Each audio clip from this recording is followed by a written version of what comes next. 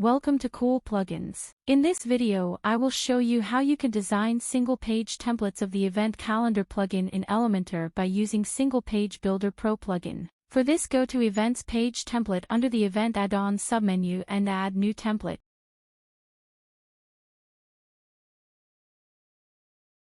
Select the option according to your preferences and publish it and save the changes.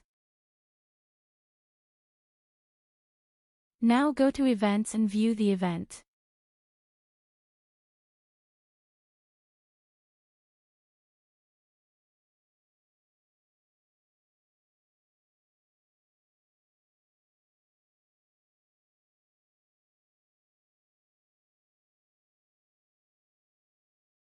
Here is the option to create templates for specific event or specific category events.